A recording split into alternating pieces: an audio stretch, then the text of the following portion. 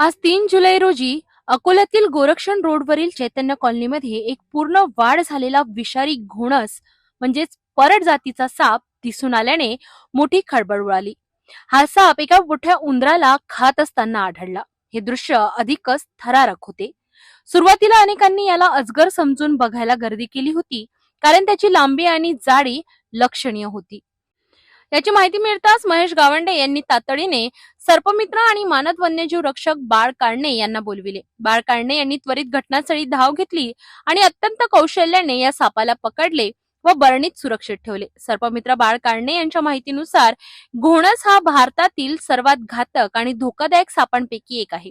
हा साप अत्यंत अडचणीच्या ठिकाणी होता आणि तो लांबीने व जाडीने मोठा असल्याने त्याला पकडणे कठीण होते. घोणसला राग आल्यास तो शेपटीपासून मानेपर्यंत आपले संपूर्ण शरीर हलवतो. तो शक्तिशाली आणि वजनदार असल्याने त्याला पकडताना धोका असतो, कारण अशा शारीरिक अवस्थेतही तो अत्यंत वेगाने दंश करू शकतो.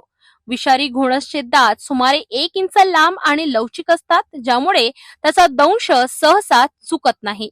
त्याचा राग खूप जास्त असतो. शहरी मध्य भागात घोणस साप सहसा कमी आढळतो, पण सापाचे असे आढळणे नैसर्गिकरित्या आश्चर्यकारक असते. हा साप प्रामुख्याने शेताच्या किंवा जंगलाच्या आसपासच्या घरांमध्ये तसेच नाला किंवा नदीच्या जवळच्या वस्तीत येण्याची शक्यता अधिक असते. सर्पमित्र बाळ काळणे यांनी नागरिकांना आवाहन केले आहे की जून, जुलै आणि ऑगस्ट महिन्यात शहरी आणि ग्रामीण भागातील लोकांनी विशेष सुरक्षितता बाळगावी.